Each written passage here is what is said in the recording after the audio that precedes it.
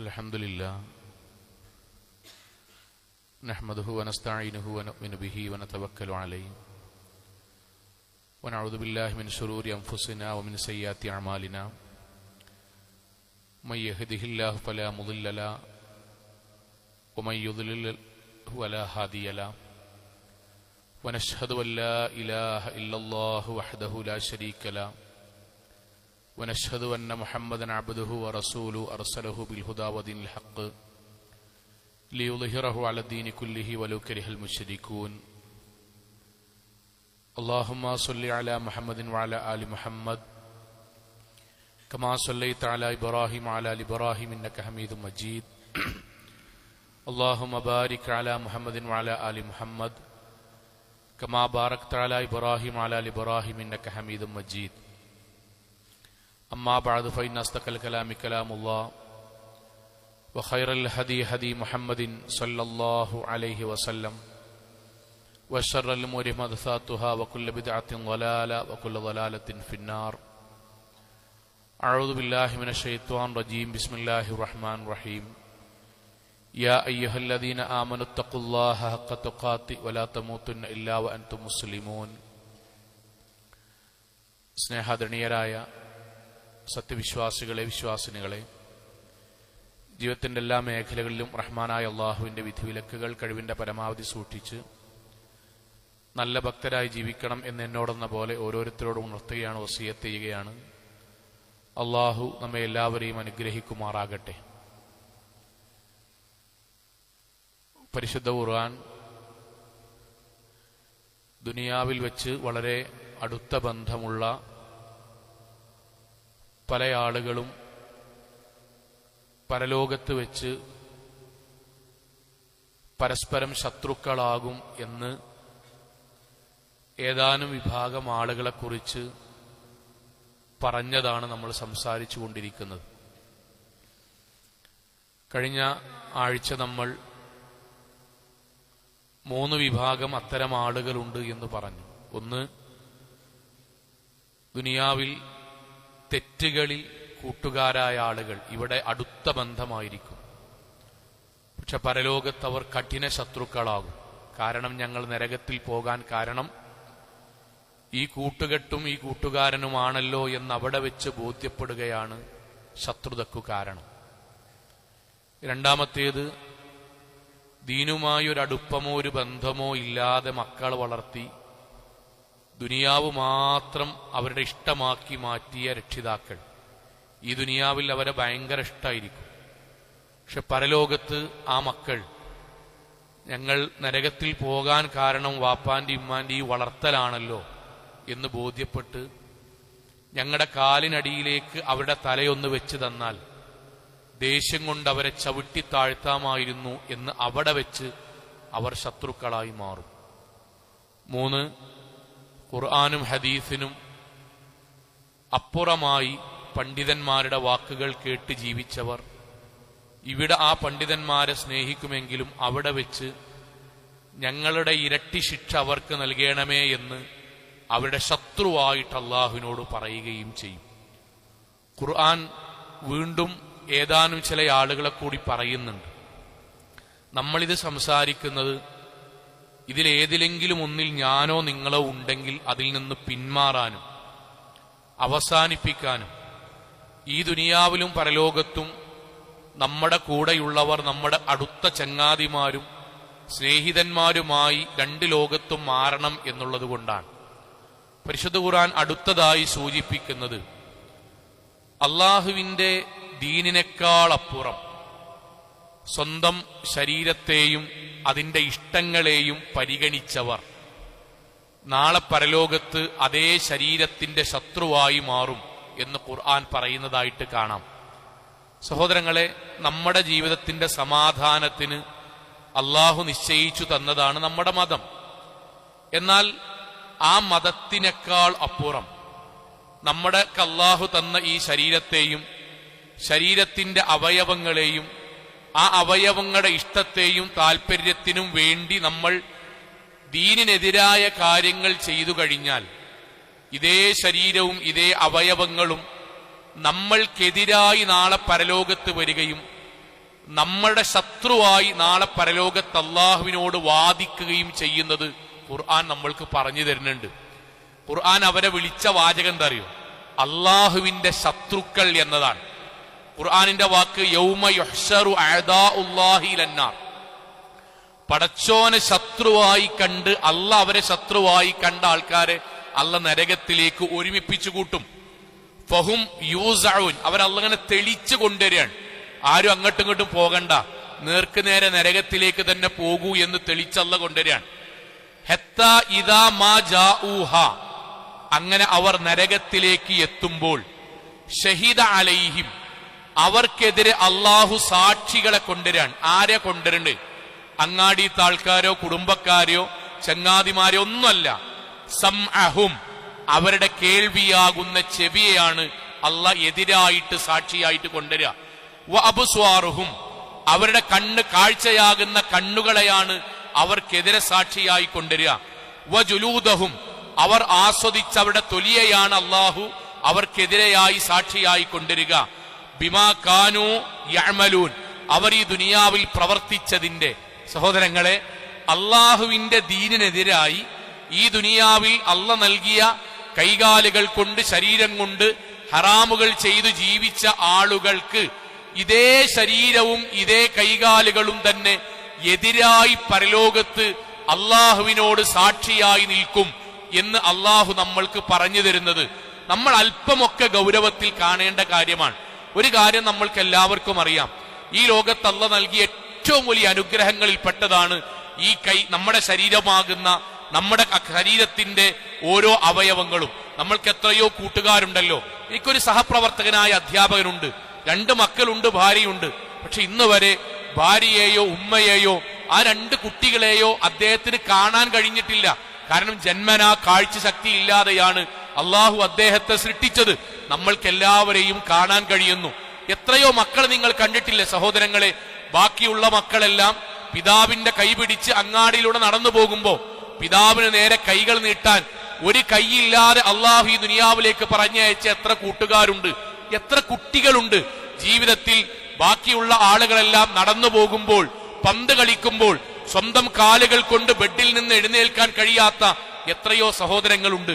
അവിടെയാണ് അൽഹംദുലില്ലാഹ് നമ്മൾക്ക് അള്ളാഹു ഈ ശരീരവും ശരീരത്തിൽ അള്ളാഹു അവയവങ്ങളും നൽകി. ഇനി ആ അവയവങ്ങൾ നാളെ പരലോകത്ത് എങ്ങനെയാണ് വരേണ്ടത്? ആ അവയവങ്ങൾ നാളെ പരലോകത്ത് എങ്ങനെയാ വരേണ്ടത്? നമ്മുടെ കണ്ണ് അള്ളാഹുവിന്റെ മുന്നിൽ വരേണ്ടത് അള്ളാഹ് നിഷിദ്ധമാക്കിയത് ഒഴിവാക്കുകയും നന്മകൾ കാണുകയും അള്ളാഹുവിന്റെ ഗ്രന്ഥം പാരായണം ചെയ്തതിന്റെ ഒക്കെ അടയാളമായിട്ടാണ് എന്റെയും നിങ്ങളുടെയും കണ്ണ് വരേണ്ടത്. നമ്മുടെ കൈകൾ നാളെ പരലോകത്ത് എങ്ങനെയാണ് വരേണ്ടത്? സാധുക്കളായ മനുഷ്യരെ, കഷ്ടപ്പെടുന്ന മനുഷ്യരെ ഈ കൈകൾ കൊണ്ട് സഹായിച്ചതും സമാധാനിപ്പിച്ചതും പ്രായമുള്ള ആളുകളെ കൈകൾ കൊണ്ട് പിടിച്ച് അവരെ സഹായിച്ചതിന്റെയും അടയാളമായിട്ടാണ് നമ്മുടെ കൈകൾ നാളെ പരലോകത്തേക്ക് വരേണ്ടത്. നമ്മുടെ കാലുകൾ പരലോകത്തേക്ക് വരേണ്ടത് അള്ളാഹുവിന്റെ പള്ളിയിലേക്ക് നടന്നതും ദീനീ ദഅ്വാ പ്രവർത്തനങ്ങൾക്ക് വേണ്ടി പടച്ചോൻ ഇഷ്ടപ്പെട്ട മാർഗത്തിൽ നടന്നതിന്റെയും അടയാളമായിട്ടാണ്. എന്നാൽ ഇതിന് നേരെ വിപരീതമായി നമ്മുടെ കണ്ണും നമ്മുടെ കൈയും നമ്മുടെ കാലുകളും പടച്ചോൻ നിരോധിച്ച കാര്യങ്ങളിൽ ഇഴുകി മുഴുകി ജീവിച്ച് പരലോകത്തെത്തുമ്പോൾ അല്ലാഹു സുബ്ഹാനഹു വ തആല ആദ്യം ചെയ്യുന്ന ദർശനങ്ങളെ ശിക്ഷയ്ക്ക് വിധേയമാക്കുന്നതിന് പകരം എന്താ ചെയ്യുന്നറിയോ? നമ്മളെ ബോധിപ്പിച്ചു തരാൻ. കണ്ണുകൊണ്ട് നമ്മൾ തോന്നിവാസം കണ്ടത്, കൈകാലുകൾ കൊണ്ട് ഹറാമുകൾ ചെയ്തത് അള്ളാഹുവിന്റെ ദീനിനേക്കാൾ അപ്പുറം നമ്മുടെ ശരീരത്തെ സ്നേഹിച്ചത് കൊണ്ടാണ്. ആ സ്നേഹിച്ച ശരീരത്തെ പടച്ചവനേക്കാൾ കൂടുതൽ ശരീരത്തെ സ്നേഹിച്ച നമ്മളെ അതേ ശരീരം കൊണ്ട് തന്നെ പടച്ചവൻ നമ്മൾക്കെതിരെ എതിരായി സാക്ഷിത്വം പറയിക്കുന്നതാണ് ഖുർആൻ നമുക്ക് പറഞ്ഞിരുന്നത്. അതുകൊണ്ടാ ഖുർആന്റെ വാക്ക് അൽയൗം. നമ്മളെ പടച്ചവനെ കൊണ്ടിട്ട് പറയും അൽയൗം, ഇന്ന് നഖ്തിമു അലാ അഫ്വാഹിഹിം. ആദ്യം അല്ലാഹ് ചെയ്യാ വായക്ക് സീല് വെക്കും. അത്തരം ആൾക്കാരുടെ നാവിന് അല്ലാഹ് സീല് വെക്കും. എന്തിനറിയോ? പരലോകത്ത് മിണ്ടാതെക്കാൻ, പരലോകത്ത് ന്യായീകരിക്കാതിരിക്കാൻ, പരലോകത്ത് പടച്ചോനോട് തർക്കുത്തരം പറയാതിരിക്കാൻ, കാരണങ്ങൾ ചികഞ്ഞ് ആളുകളുടെ മുന്നിൽ പറഞ്ഞ പോലെ അള്ളാന്റെ മുന്നിൽ പറയാതിരിക്കാൻ. എന്ന് പറഞ്ഞില്ലേ? നാവടക്കണം, മിണ്ടാതിരിക്കണം. അള്ളാഹ് ആദ്യം നാവ് പൂട്ടും. എന്നിട്ട് അള്ളാഹു നേർക്ക് നേരെ പറയും പിന്നെ അള്ളാഹു നാവിന് പകരം, വായക്ക് പകരം കൈകൾ കൊണ്ട് അള്ളാഹു കയ്യിനെ കൊണ്ട് സംസാരിപ്പിക്കും. വതശ്ഹദു അർജുലഹും, പിന്നീട് അള്ളാഹു കാലിനെ സാക്ഷിയായിട്ട് കൊണ്ടുവരും. ബിമാ കാനു യക്സിബൂൻ, അവരിത്രയും കാലം ഈ ദുനിയാവെന്ന് സമ്പാദിച്ചത് ചെയ്തത്. സഹോദരങ്ങളെ, അള്ളാഹ് എന്താ ചെയ്യറിയോ? ഇതിന്റെ വിശദീകരണം ഹദീസിൽ, ഇമാം മുസ്ലിം ഉദ്ധരിക്കുന്ന ഹദീസിൽ കാണാം. കൈകാലുകളെയും കണ്ണുകൾ കൊണ്ടും തൊലികൾ കൊണ്ടും അള്ളാഹു സംസാരിപ്പിക്കുകയും അവയെ തന്നെ അള്ളാഹു തെളിവായിട്ട് സാക്ഷിയായി കൊണ്ടുവരികയും ചെയ്യും എന്നത്. എന്താ സംഭവിക്കാറിയോ? അള്ളാഹു മിണ്ടാ സമ്മതിക്കൂല. കാരണം മിണ്ടിയ പിന്നെ നോണറിയും, കാരണങ്ങൾ പറയും. അത് എന്റെ വളർന്ന സാഹചര്യം എങ്ങനെയായിരുന്നു, എന്റെ ജോലി സ്ഥലം എങ്ങനെയായിരുന്നു, എന്റെ വാപ്പ ചെറുപ്പത്തിൽ അങ്ങനെ ആക്കിയതാണ്, ഞാൻ കുറച്ചു കഴിഞ്ഞിട്ട് അതൊക്കെ മനസ്സിലാക്കിയത്. ഇങ്ങനെയുള്ള ന്യായീകരണങ്ങൾ മുഴുവൻ പറഞ്ഞിട്ട് പരലോകത്ത് ന്യായീകരിക്കുന്നുള്ളതുകൊണ്ട് അള്ളാഹ് എന്ത് ചെയ്തു?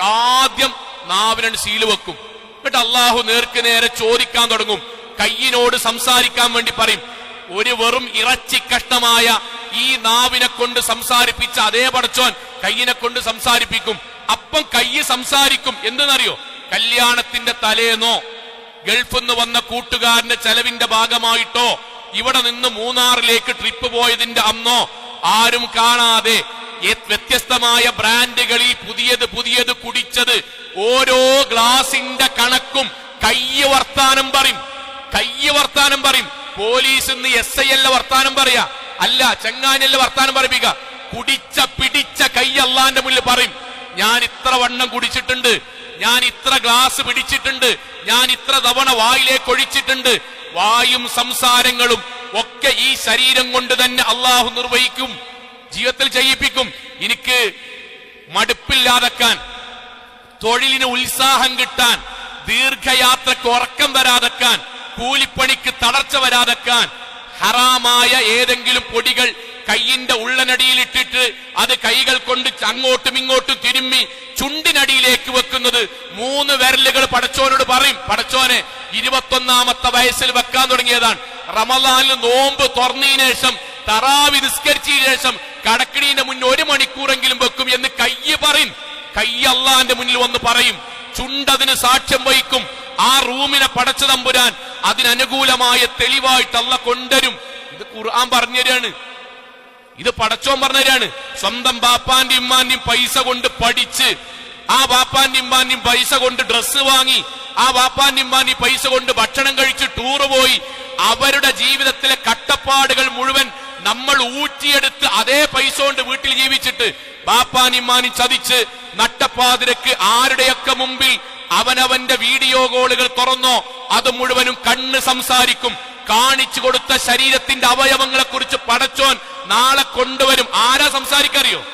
ആരാ സംസാരിക്ക? മൂത്തമ്മ ഞാൻ ഓളങ്ങനെ കോൾ ചെയ്യണത്, ഓനങ്ങനെ കോൾ ചെയ്യുന്നത് കണ്ടു എന്നല്ല പറയാ, കണ്ണ് പറയും. പടച്ചോനെ ഇത്ര ദിവസം ഇത്ര സമയം ഈ റൂമിൽ വെച്ച് ഇന്നാളുകൾക്ക് വേണ്ടിയിട്ട് ഇന്നാളുകളുടെ മുന്നിൽ ശരീരം കാണിച്ചു കൊടുത്തിട്ടുണ്ട്, സംസാരിച്ചിട്ടുണ്ട്, ബാപ്പാനെ ചതിച്ചിട്ടുണ്ട്, ഉമ്മാനെ ചതിച്ചിട്ടുണ്ട്, വാതിൽ മുട്ടുമ്പോഴേക്കും പഠിക്കാന്ന് കളവ് പറഞ്ഞിട്ടുണ്ട് എന്ന് അള്ളാഹു ശരീരം കൊണ്ട് തന്നെ എതിർ സാക്ഷിത്വം വഹിക്കും. ഇത് ഖുർആൻ എന്തിനാ പറഞ്ഞു തന്നെ അറിയാം? അള്ളാന്റെ ദീനിന്റെ മുകളിൽ നമ്മുടെ ശരീരത്തിന്റെ അവയവങ്ങളുടെ ഇഷ്ടത്തെ സ്വീകരിച്ചാൽ ഇതേ അവയവങ്ങൾ നാളെ പരലോകത്ത് നമുക്കെതിരായി വരും എന്ന് സ്ഥാപിക്കാനാണ്. ഏതെങ്കിലും കച്ചവട സ്ഥാപനത്തിൽ നിന്ന് അവനാന്റെ ജീവിതത്തിൽ തൊഴിലിടങ്ങളിൽ നിന്ന് ആരും അറിയാതെ പൈസ കക്കുന്നത് കയ്യ് പറയും. 4 ആൾക്കാർ ഒന്നിച്ചു കൂടിയിട്ട് 10,000ന്റെ ബില്ല്, 1 ലക്ഷത്തിന്റെ ബില്ല്, 25 ലക്ഷത്തിന്റെ ബില്ല്, അത് 10,000 എന്നുള്ളത് 15,000 ആക്കിയിട്ട് നമുക്ക് 3 ആക്കും ഡിവൈഡ് ചെയ്തെടുക്കാം. ആരും അറിയാം, CCTV ഇല്ലാത്തടത്താണ് സംസാരിക്കണത്. കയ്യ് പറയും, നാവ് പറയും, ചെവി പറയും. ഈ ചെവി കൊണ്ടാണത് കേട്ടത്, മുതലാളിനെ വഞ്ചിച്ചത് ഈ ചെവി കൊണ്ടാ കേട്ടത് എന്ന് ചെവി പറയും. സഹോദരങ്ങളെ, എന്തിനാ അല്ലാഹ് പറഞ്ഞു തരുന്നറിയോ? നമ്മുടെ ജീവിതത്തിൽ അള്ളാന്റെ ദീനിനെ ഒഴിവാക്കി നമ്മൾ നമ്മുടെ താല്പര്യത്തെ സ്നേഹിച്ചാൽ ആ താല്പര്യങ്ങൾ നമുക്കെതിരായി വരുന്ന ലോകാണ് പരലോകം എന്ന് പറയാനാണ്. അവിടെ വെച്ച് നമ്മുടെ ശരീരത്തോട് ചോദിക്കുന്ന ഒരു ചോദ്യമുണ്ട് ഖുർആനിൽ. എന്താ ചോദിക്കണറിയോ? ഖാലു ലി ജുലൂദിഹിം, നമ്മൾ നമ്മുടെ തൊലിനോട് ചോദിക്കാൻ. കുടിച്ചതും വലിച്ചതും കട്ടതും വ്യഭിചരിച്ചതും ഹറാമ് കണ്ടതും ഒക്കെ ശരീരം ഇങ്ങനെ പറഞ്ഞിട്ട് നമ്മൾ നരകത്തിലേക്ക് പോകാന്ന് പറഞ്ഞപ്പം നാവിന്റെ സീൽ അല്ലാഹ് പൊട്ടിച്ചതിന് ശേഷം നമ്മൾ ആദ്യം തൊലിനോട് ചോദിക്കാൻ, എന്തെന്നറിയോ? ലിമ ശഹിത്തും അലൈന, എടാ ഈ എന്തിനാടാ എനിക്കെതിരെ തന്നെ തെളിവ് പറയണത്? ഈ എന്തിനാ എനിക്കെതിരെ? ഞാൻ നിന്റെ ശരീരല്ലേ, എന്റെ തൊലിയല്ല നീ, എന്റെ കൈയല്ല നീ, എന്റെ കണ്ണല്ല നീ, പിന്നെ എന്തിനാണ് എനിക്കെതിരെ ശുപാർശ പറയണത്, അല്ലെങ്കിൽ എനിക്കെതിരെ നീ എതിർ സാക്ഷിത്വം പറയണത്? അതിന് കൈകാലുകളും തൊലിയും നൽകുന്ന മറുപടി എന്താ അറിയോ? ഖാലു അൻതഖനല്ലാഹു അല്ലദീ അൻതഖ കുല്ല ശൈഇൻ, നാവിനെ കൊണ്ട് സംസാരിപ്പിച്ച പടച്ചോൻ എന്നെ കൊണ്ടും സംസാരിപ്പിച്ചതാണ്. വഹുവ ഖലഖകും അവ്വല മറ, അവനല്ലേ ആദ്യം നമ്മളെ സൃഷ്ടിച്ചത്. വഇലൈഹി തുർജഊൻ, അവനിലേക്ക് തന്നെയല്ലേ മടങ്ങുന്നത്. സഹോദരങ്ങളെ, എന്താണ് ഈ പറഞ്ഞത്? ശരിക്കറിയണം, ദുനിയാവിൽ നമ്മുടെ ഏറ്റവും വലിയ സ്നേഹം അള്ളാന്റെ ദീനിനോടാകണം.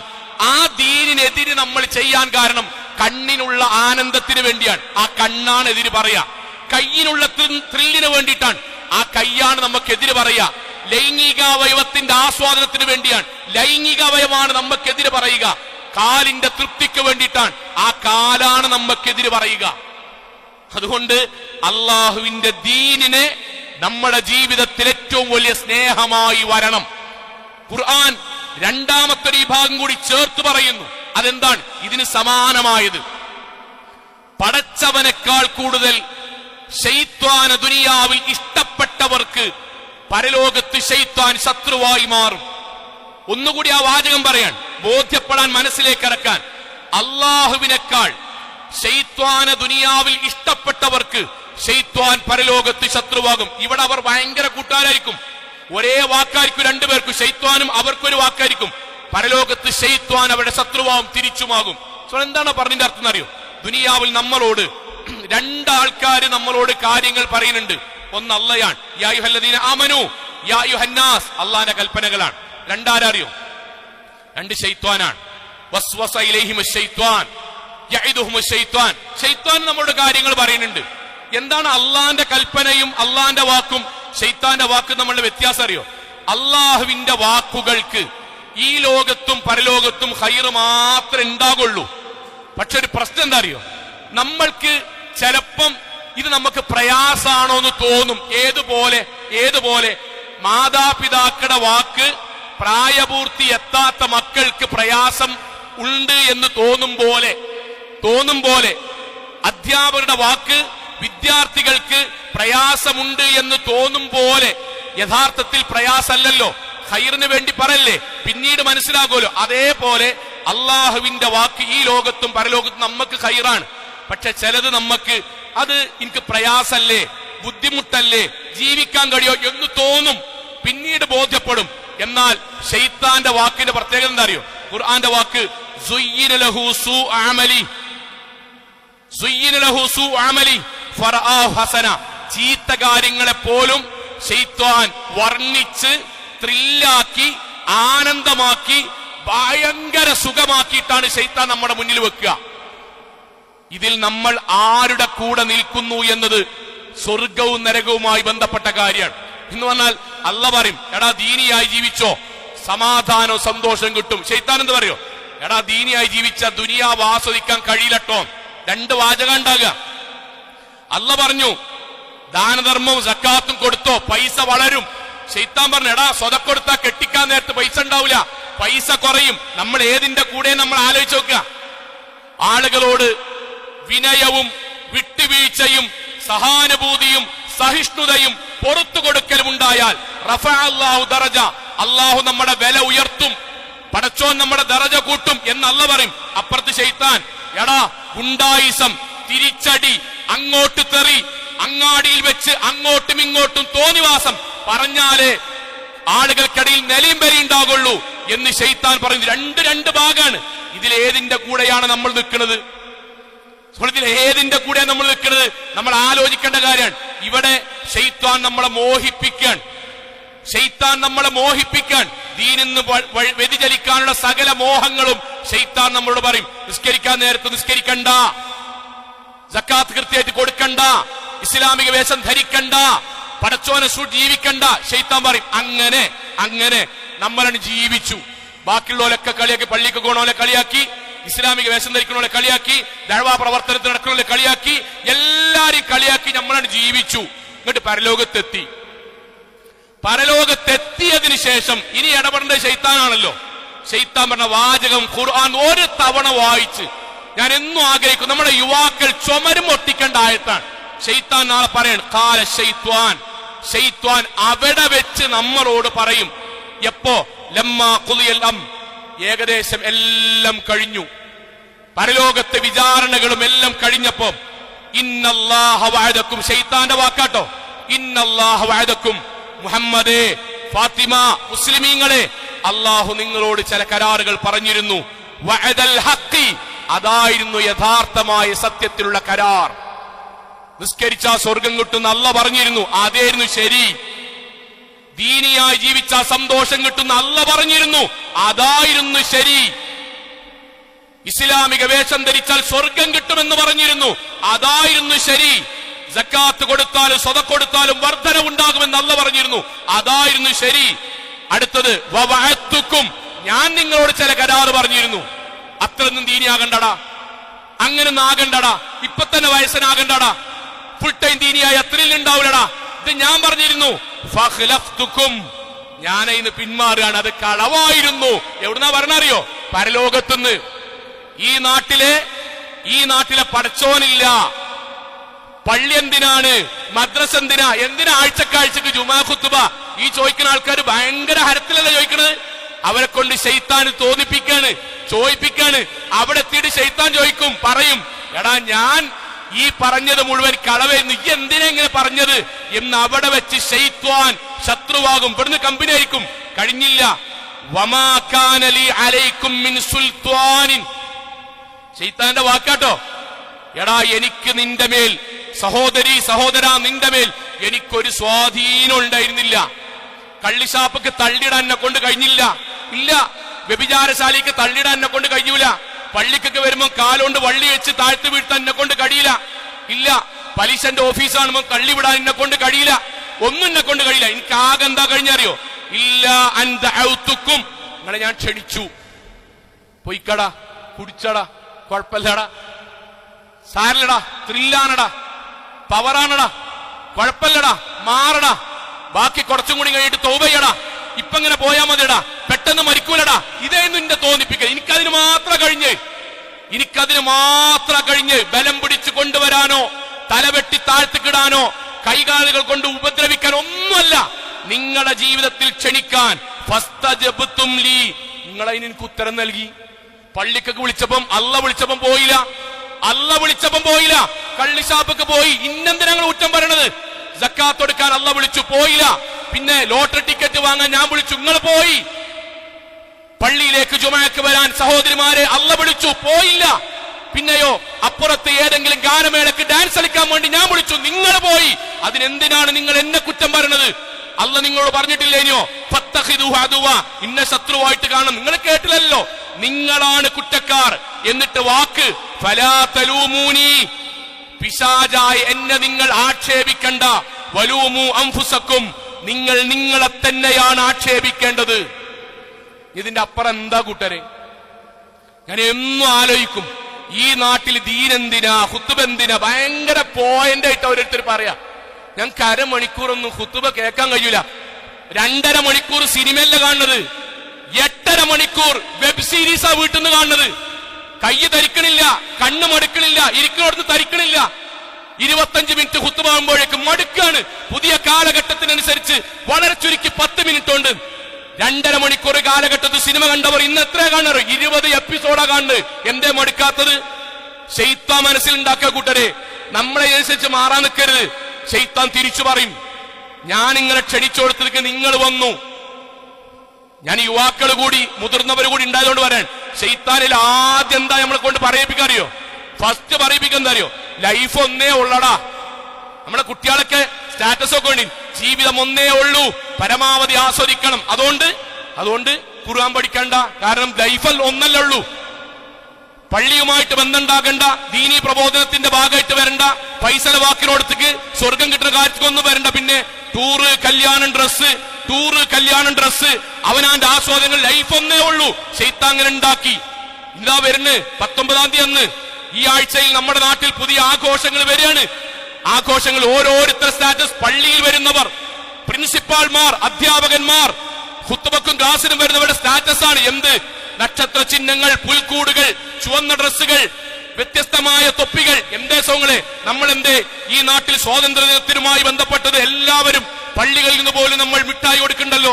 കാരണം അതിൽ ബഹുദൈവ ആരാധന വരുന്നില്ല, അന്ധവിശ്വാസങ്ങൾ വരുന്നില്ല. റിപ്പബ്ലിക് ഡേക്ക് നമ്മുടെ മദ്രസകളുടെ മുന്നിൽ ഇന്ത്യയുമായി ബന്ധപ്പെട്ട കാര്യങ്ങൾക്ക് നമ്മൾ പതാക ഉയർത്തുന്നുണ്ടല്ലോ. പക്ഷെ ഇതെന്താ വിഷയം അറിയോ സോങ്ങളെ? ഇതെന്താ വിഷയം എന്നറിയോ? പടച്ചവന് മകനുണ്ടായി എന്നതിന്റെ പേരിൽ ജന്മദിനാഘോഷം നടക്കുകയാണ്. ഇത് നമ്മുടെ നാവാണ്, അല്ല, ഖുർആനിന്റെ ആയത്താണ്. വഖാലു, ചില ആൾക്കാർ പറയാ, ഇത് നമ്മളെ അറിയാൻ വേണ്ടി പറയാണ്. ചില മനുഷ്യന്മാര് പറയാൻ, ഇത്തഖദ റഹ്മാനു വലദ, പടച്ചവന് കുട്ടി ഉണ്ടായിക്കണ്, പടച്ചവന് കുട്ടി ഉണ്ടായി എന്ന് ചില ആൾക്കാർ പറയാൻ. അല്ല പറയാൻ സാരല്ല എന്നാണ് അള്ളാന്റെ വാക്ക്. അല്ല, ലഖദ് ജിഅ്തും ശൈഅൻ ഇദ്ദ, ലോകത്തെ ഏറ്റവും ഭീകരമായ വാക്കാണ് അവിടെ നാവ് കൊണ്ട് അവർ പറഞ്ഞത്. ലം യലിദ് വലം യൂലദ് എന്നതിനെതിരാണ് ആ വാക്ക്. അള്ളാഹുവിന് മകനുണ്ടാവുകയോ കഴിഞ്ഞില്ല. തകാദു സമാവാതു യതഫത്തർന, ആകാശം പൊട്ടിപ്പിളരുമാറ് ഭീകരമാണ് ആ വാക്ക്. വയൻഷഖു വതൻഷഖുൽ അർള്, ഭൂമി പിളരാൻ മാത്രം ഭീകരമാണ് ആ വാക്ക്. വതഖിറുൽ ജിബാലു ഹദ്ദാ, പർവ്വതങ്ങൾ നാമാവശേഷമായി പൊടിപൊടിയാകാൻ മാത്രം ഭീകരമാണ് ആ വാക്ക്. നമ്മളെ മനസ്സിൽ എന്താ ശൈത്താണ്ടോ? അതൊന്നും സാരല്ലടാ, അതൊന്നും കുഴപ്പമില്ലടാ. ആർക്ക് കുഴപ്പമില്ല? ശൈത്താന് കുഴപ്പമില്ല. ആ ശൈത്താൻ പറയല്ലോ എന്ന് പറയും. അള്ളന്നോട് നാട്ടിലെ കല്യാണത്തിന് പോകണ്ടെന്ന് പറഞ്ഞോ? രാജ്യത്തിന്റെ സ്നേഹവുമായി ബന്ധപ്പെട്ട ആഘോഷങ്ങൾക്ക് പോകണ്ടെന്ന് പറഞ്ഞോ? ഒന്നും അല്ല പറഞ്ഞിട്ടില്ല. ബഹുദൈവാരാധനയുമായി ബന്ധപ്പെട്ട കാര്യങ്ങൾ അവർക്ക് അവരുടെ ആഘോഷങ്ങളിൽ പങ്കെടുക്കാം, എല്ലാം ചെയ്യാം. പക്ഷെ നമ്മൾക്ക് ശിർക്കുമായി ബന്ധപ്പെട്ടതും പടച്ചവന് കുട്ടിയുണ്ട് എന്നതുമായി ബന്ധപ്പെട്ട ഒന്നിലും നമ്മൾക്ക് നേർക്ക് നേരെ ബന്ധപ്പെടാനോ അതിന്റെ വേഷങ്ങൾ ധരിക്കാനോ അതിന്റെ സ്റ്റാറ്റസ് ആക്കാനോ അതുമായി ബന്ധപ്പെട്ട വീട്ടിൽ പണം ചെലവഴിക്കാനോ പാടില്ല എന്ന് അല്ല പറഞ്ഞിട്ട് 4 ഫെമിനിസ്റ്റുകളും 3 ലിബറൽവാദികളും അള്ളാന്റെ ദീനിൽ ഒരു ഇസ്സത്തുമില്ലാതെ പേരിൽ മാത്രം മുസ്ലിമായി ജീവിക്കുന്നവരുടെ വാക്ക് കേട്ടിട്ട് നീ ജീവിച്ചതിന് നീ എന്തിനാണ് എന്നെ കുറ്റം പറയുന്നത് എന്ന് പരലോകത്തുനിന്ന് ശൈത്താൻ ചോദിക്കാൻ ബാക്കി നിൽക്കുകയാണ്. സോങ്ങളത് നമ്മൾക്ക് കുറച്ചൊരു ഗൗരവം ഉണ്ടാകണം. ദീനെ വളരെ സില്ലിയായിട്ട് ഇങ്ങനെ കാണും, എല്ലാത്തിനും ലാഘവത്തിൽ കാണുന്ന ഒരു അവസ്ഥ ഉണ്ടാകരുത്. എല്ലാത്തിനും ശൈത്താൻ നിസ്സാരമാക്കും. നാട്ടിൽ നടക്കുന്ന ഓരോ ആഘോഷങ്ങളിലും ആണും പെണ്ണും ഒന്നിച്ച് ഇടകലർന്ന് ചാടുമ്പോ നമ്മൾ അതങ്ങനെയൊക്കെ ഉണ്ടാകും. പടക്കം പൊട്ടി മനുഷ്യൻ മരിച്ചപ്പോഴും ശൈത്താൻ പറഞ്ഞില്ലേ കുഴപ്പമില്ല ഇല്ലേ? പടക്കം പൊട്ടി മനുഷ്യന്റെ ആയുസ് പോയി. ആ പടക്കത്തിന്റെ വില പരലോകത്ത് എങ്ങനെ വരിക? എങ്ങനെ വരെ കൂട്ടരെ? നമ്മൾ ദീനി പഠിച്ചോലല്ലേ? ഞാൻ വാങ്ങിയ പടക്കം പൊട്ടിയിട്ട് 1.5 വയസ്സുള്ള കുട്ടി പാല് കുടിക്കണമെന്ന് ഞെട്ടിയാൽ ആ വില, ആ പടക്കത്തിന്റെ വില പരലോകത്ത് എന്തായിട്ട് വരിക? സ്വതക്കായിട്ട് വരിക. നമുക്കൊരു ബോധ്യം ഉണ്ടാണ്ടേ? ഇന്റെ ഭാര്യ ഇന്റെ പെൺകുട്ടികളും ഞാൻ വിജയിച്ചിട്ടുണ്ടാകാം, പരാജയപ്പെട്ടുണ്ടാകാം. പക്ഷെ ഇസ്ലാമിന്റെ നിയമം പാലിക്കാതെ അങ്ങാടിയിൽ കാലാകാലം സോഷ്യൽ മീഡിയകളിൽ കാണുന്ന രൂപത്തിൽ 45-50 വയസ്സുള്ള ഉമ്മാരും 25 വയസ്സുള്ള ആൺകുട്ടികളും പെൺകുട്ടികളും ഒന്നിച്ച് ഡാൻസ് കളിച്ചിട്ട് പിന്നീട് പള്ളിയിൽ വന്ന് 1-ാമത്തെ സഫിൽ ഇരിക്കുക എന്ന് പറഞ്ഞാൽ മതത്തോട് കാണിക്കുന്ന നിന്ദതയാണിത്. ഉണ്ടാകാൻ പാടില്ല. ശൈത്താൻ അവിടെ കൂടെ ഉണ്ടാകും. ശൈത്താൻ പറയും സാരില്ലടാ, സാരില്ല. ആ ശൈത്വാനാ പറഞ്ഞത് വലാ തലൂമൂനി, നിങ്ങൾ ഇന്ന ആക്ഷേപിക്കേണ്ട. അള്ളങ്ങളോട് പറഞ്ഞിനി, മദ്രസയിൽ നിങ്ങൾ കേട്ടീനി, ഖുത്ബീന്ന് കേട്ടീനി, ആയത്തൊരീത്തും കേട്ടീനി. അപ്പൊ പുച്ഛായിരുന്നു. ഓല് കുറച്ച് മോലിയമാര്, ഓല് കുറച്ച് താടിക്കാര്, ഓലിങ്ങനെ മിമ്പർമെന്ന് എല്ലാം ഹറാമ്, എല്ലാം ഹറാമ്. എല്ലാം ഹറാമല്ല കൂട്ടര്. 100-ൽ 90 ഹലാലാ, 10 ഹറാമാണ്. അത് പറയാനാ മിമ്പർ, അത് പറയാനാ പള്ളി, അത് പറയാനാണ് ദീന്, അത് പറയാനാണ്. അത് പറയുമ്പോൾ നമ്മുടെ മനസ്സിൽ പടച്ചോനെ എന്റെ ജീവിതത്തിൽ സംഭവിച്ചിരിക്കണേ, പടച്ചോനെ നീ പുറത്തിരുന്ന് പ്രാർത്ഥിക്കാനുള്ള മനസ്സ്, ആ മനസ്സുണ്ടാകണം. ഓരോ വിഷയത്തിലും ആവർത്തിക്കുന്നു, അള്ളാഹുവിന് പകരം ശൈത്വാനിന്റെ വാക്കുകളെ സ്നേഹിച്ചവർ നാളെ പരലോകത്ത് ശൈത്താൻ തന്നെ ശത്രുവാകും. അള്ളാഹു കാത്ത് രക്ഷിക്കുമാറാകട്ടെ.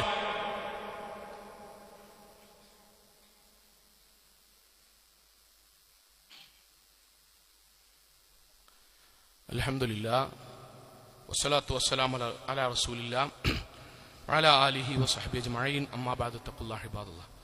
ഒരിക്കൽ കൂടി അള്ളാഹുവിനെ സൂക്ഷിച്ചുകൊണ്ട് ജീവിക്കണം എന്ന് എന്നോടെന്ന പോലെ ഓരോരുത്തരോടും ഉണർത്തുകയാണ്. സഹോദരങ്ങളെ, നമ്മൾ കഴിഞ്ഞ ഒരു വെള്ളിയാഴ്ച മുമ്പ് നമ്മുടെ മഹലിൽ സക്കാത്തുമായി ബന്ധപ്പെട്ട ഒരു കാര്യം ഇങ്ങനെ പറഞ്ഞിരുന്നു. അത് എന്താണെന്ന് കൂടി വിശദീകരിക്കാം, സാഹചര്യമാണെന്ന് തോന്നുന്നു. സാധാരണ നമ്മൾ റമദാൻ മാസത്തിലാണ് നമ്മുടെ സക്കാത്തൊക്കെ കൂട്ടിക്കൊടുക്കൽ. കുഴപ്പമൊന്നുമില്ല, വർഷം നമ്മളതാണ് കണക്കാക്കി കൊടുക്കുന്നത്, ഇങ്ങനെ ചെയ്യാം. എന്നാൽ നമ്മൾ ചെയ്യുന്നൊരു കാര്യം എന്താണെന്ന് വെച്ചാൽ, നമ്മൾ റമദാൻ വരെ കാത്തു നിൽക്കുമ്പോൾ സക്കാത്തിന്റെ വിഹിതമായി നമ്മുടെ പണം കിട്ടേണ്ട സ്ഥാനത്ത് അത് കിട്ടാതിരിക്കുമ്പം ഒരുപാട് സാധുക്കളായ മനുഷ്യർ നമ്മളോട് അപേക്ഷ ക്ഷണിച്ച് കാത്തിക്കുന്നുണ്ട്. നമ്മുടെ പണം കിട്ടിയാൽ അവരുടെ വീട്, രോഗം, പട്ടിണി, പ്രയാസം, ജോലി, ഇതിനൊക്കെ പരിഹാരമാകും. പക്ഷെ നമ്മൾ സ്വാഭാവികമായി നമ്മൾ ചെയ്യുന്നൊരു പ്രക്രിയ നിലനിൽക്ക് നമ്മളൊന്ന് വൈകിപ്പിക്കുമ്പം കുറേ വീടുകളിൽ പ്രയാസം അനുഭവിക്കുന്നുണ്ട് എന്ന് നമ്മൾ മനസ്സിലാകണം. അപ്പൊ നമ്മൾക്ക് കഴിയുമെങ്കിൽ നമ്മൾ പെട്ടെന്ന് നമ്മുടെ കൊടുത്തു തീർക്കാനുള്ള സക്കാത്ത് നമ്മുടെ പള്ളി കമ്മിറ്റി ഏൽപ്പിക്കുക. കടം തിരിച്ചു കൊടുക്കാൻ കയ്യിൽ പൈസ ഉണ്ടായിട്ടും കുറച്ചും കൂടി കഴിഞ്ഞിട്ട് കൊടുക്കുക എന്ന് വിചാരിക്കുന്ന ആളുകൾ പ്രവാചകന്റെ അടുക്കലേക്ക് വന്നപ്പോൾ നബി സല്ലല്ലാഹു അലൈഹി വസല്ലം പറഞ്ഞ വാക്കുണ്ട്, മത്തുലിൽ ഗനീയി ദുൽമുൻ. പൈസ കയ്യിൽ ഉണ്ടായിട്ടും അത് കൊടുത്തു തീർക്കാത്തവൻ ചെയ്യുന്നത് അക്രമമാണ്. ഇത് നമ്മളെ മനസ്സിലുണ്ടാകണം. നമ്മളെ കുടുംബത്തിൽ ആരെങ്കിലും, എളാപ്പ, മൂത്താപ്പ, അങ്ങനെ ആരെങ്കിലും വളരെ പ്രയാസമുള്ള ആൾക്കാർ നിങ്ങൾ ആലോചിക്കുക, മനസ്സിലൊന്ന് കൊണ്ടുവരും. അവരാ പള്ളി കമ്മിറ്റിയിലേക്ക് ഒരു കത്ത് കൊടുത്തു, ഞങ്ങൾക്ക് വീട്ടിൽ കുറച്ച് പ്രയാസമുണ്ട്, അല്ലെങ്കിൽ രോഗത്തിന് മരുന്ന് വേണം, എത്ര പൈസ കിട്ടുമെങ്കിൽ. അപ്പൊ ആ പള്ളി കമ്മിറ്റിക്കാർ പറയണം, പൈസ ഇവിടെ ഉണ്ട്, പക്ഷെ ആൾക്കാർ കൊണ്ടുവന്ന് എത്തിച്ചിട്ടില്ല, എപ്പോഴാ കിട്ടുക അപ്പോൾ നിങ്ങൾക്ക് തരാം എന്ന് പറഞ്ഞാൽ നമ്മളുടെ എളാപ്പി മൂത്താപ്പി നമുക്ക് ഭയങ്കര സങ്കടം ഉണ്ടാവും. പടച്ചോനെ, എത്ര പെട്ടെന്നാണോ കിട്ടുന്നത് അത്രയും പെട്ടെന്ന് ആ വീട്ടില് പട്ടിണി മാറാം, രോഗം മാറാം, ചികിത്സ തുടങ്ങാം, കഷ്ടപ്പാടുകൾ നീങ്ങാം.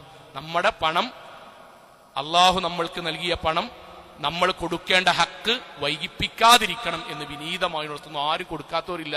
കൊടുക്കുന്നവർ പറ്റുമെങ്കിൽ പരമാവധി നേരത്തെ കൊടുക്കാൻ. ഈ സാഹചര്യം വളരെ പ്രധാനമാണ്. പലരും നമ്മുടെ സക്കാത്തിന്റെ പണം കിട്ടിയിട്ട് അവിടെ രോഗചികിത്സയ്ക്ക് വേണ്ടി കാത്തിക്കുന്നുണ്ട്, അവരുടെ വീട്ടിലെ പ്രയാസങ്ങൾ നീങ്ങാൻ വേണ്ടി കാത്തിക്കുന്നുണ്ട്. ആ കാര്യം സഹോദരങ്ങൾ മനസ്സിലുണ്ടാകുക. രണ്ടാമത്തെ ഒരു കാര്യം കൂടി, നമ്മൾ ജുമാക്ക് ശേഷം അവിടെ ഒരു ടേബിളും ഒരു കസേര ഇട്ടതേ. നമ്മൾ സക്കാത്ത് സാധാരണ റമദാനിലാണല്ലോ കൊടുക്കല്. ആ റമദാനിൽ കൊടുക്കുമ്പം എല്ലാവരുടെയും അനുഭവിക്കുന്നത് പ്രശ്നമല്ല, പക്ഷെ ഒരു മാനസിക സംഗതി പറയാം. നമ്മൾ റമദാനിൽ കൊടുക്കുന്ന സക്കാത്ത് കൊടുക്കും, കഴിഞ്ഞിട്ട് പിന്നെ ഫിത്ർ സക്കാത്ത് കൊടുക്കണം, പിന്നെ സ്വാഭാവികമായിട്ട് വീട്ടിൽ നടക്കുന്ന എന്തെങ്കിലും ഇഫ്താറിന്റെ പാർട്ടി അതിന് പണം ചെലവഴിക്കണം, പിന്നെ പള്ളികളിലും മറ്റ് സംഗതികൾക്കും വേണ്ടി ഒരുപാട് പിരിവുകൾ വരും, അതിനും കൊടുക്കണം. പിന്നെ സ്വാഭാവികമായി പെരുന്നാളിന് വേണ്ടി ഡ്രസ്സ് എടുക്കാൻ കുറേ സാമ്പത്തികമായ സംഗതി വരും. അപ്പം സക്കാത്ത് കൊടുത്ത് തീരുമ്പോഴേക്കും ബാക്കിയുള്ള ഇനി നമുക്ക് സ്വതക്ക കൊടുക്കാൻ പൈസ കുറയും.